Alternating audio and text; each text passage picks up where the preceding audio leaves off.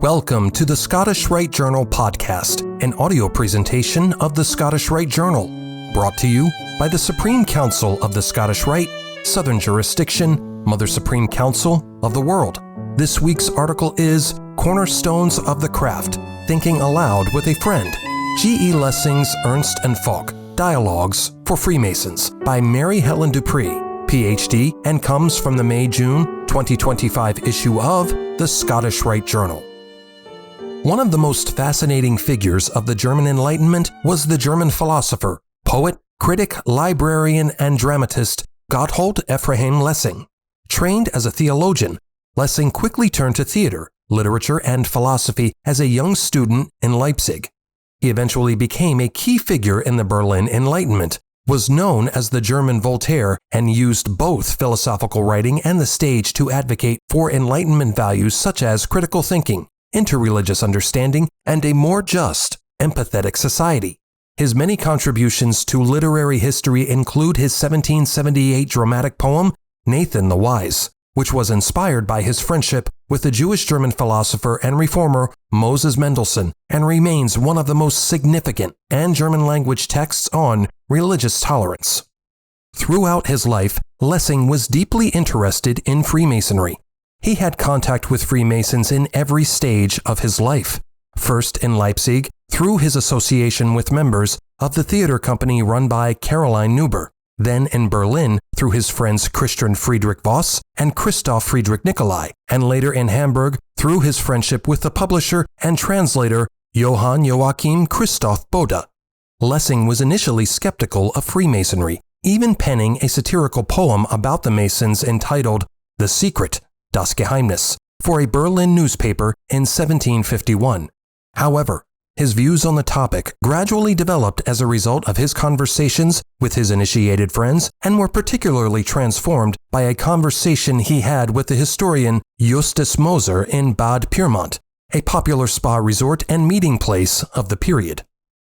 Lessing finally became a Freemason in October 1771, when he joined the newly founded lodge Zu den Drei Rosen, the Three Roses, in Hamburg, then a major hub of Masonic activity. In the decade that followed, Lessing began work on a series of 5 philosophical dialogues entitled Ernst and Falk, Dialogues for Freemasons, which eventually were published anonymously in 2 installments in 1778 and 1780, respectively. In this series of lively conversations between the initiated Mason, Falk, and a curious outsider, Ernst, Lessing worked through his ideas about the origins of Freemasonry, its true nature, and its relationship to the Enlightenment. The form of the Platonic-style dialogue allowed Lessing to exercise his skills as a dramatist and to develop a model of intellectual friendship that was able to tolerate interpersonal differences and conflicts of opinion, a key theme of Nathan the Wise. In Ernst and Falk, Lessing asks what the true meaning of Freemasonry is and whether it is possible to be a Freemason in spirit without joining the fraternity formally. In the first dialogue, the initiated Freemason Falk characterizes Freemasonry as necessary to human experience and the social contract, and argues that if the order did not exist, one could just as easily come up with its core ideas on one's own, an idea very similar to Lessing's own views on the natural truths embedded within all world religions, as expressed in his theological writings and in Nathan the Wise. Falk also suggests to Ernst the impact of the Freemasons' activities will be so far-reaching that it may take centuries for them to take hold. In essence, Lessing aligns Freemasonry with a moderate, gradualist version of Enlightenment, whose effects may not be felt until far into the future. Political life and tolerance enter the chat in the second and third dialogues, in which Lessing considers how organizations like Freemasonry can contribute to the happiness of civil society.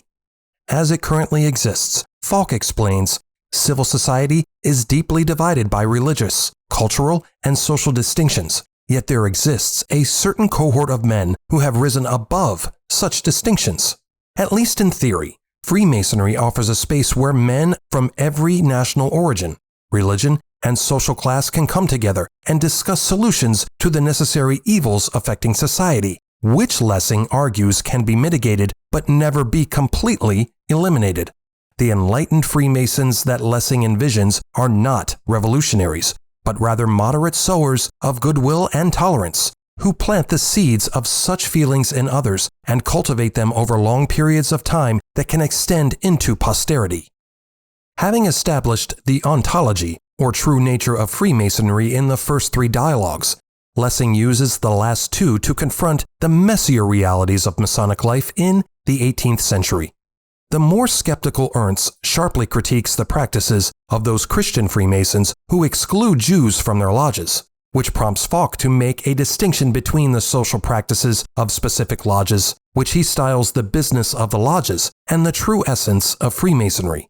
The external-internal divide mirrors Lessing's approach to religion, although he does not label Freemasonry as such.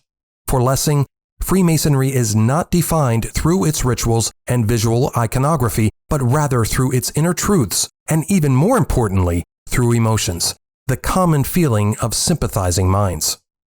In the 5th and final dialogue, Lessing indulges in a somewhat fanciful etymological digression on the origins of Freemasonry, drawing on an idea developed in his conversations with Moser, his historian friend. He claims that the English term Mason is derived not from Masonry, but rather from a German term that found its way into the English-speaking world and was still in use during the era of Protestant reformer Martin Luther. Masone, which refers to a closed society, or perhaps a drinking club, that meets around a table. Riffing on this rather dubious claim, Falk even speculates that the first Masone was the round table presided over by King Arthur, adding, with a clear national bias, that this was a German practice that had come over to England with the Anglo-Saxons.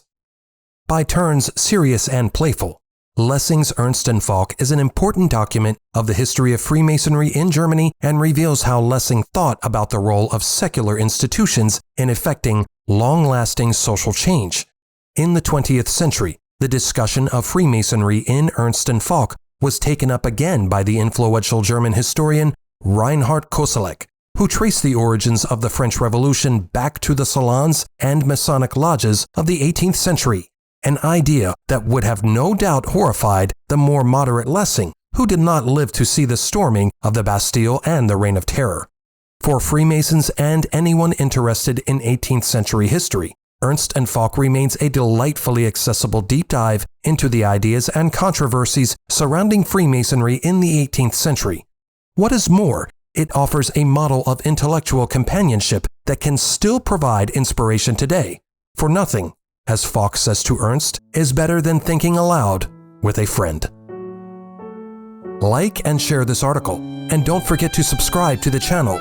If you wish to comment, please leave one, and as a reminder, hit the notifications bell. Any accompanying photographs or citations for this article can be found in the corresponding print edition. The Scottish Rite Journal is published by the Supreme Council of the Scottish Rite, Southern Jurisdiction, Mother Supreme Council of the World. Mark Dreisenstock, 33rd degree, Managing Editor. I'm your host, Matt Bowers.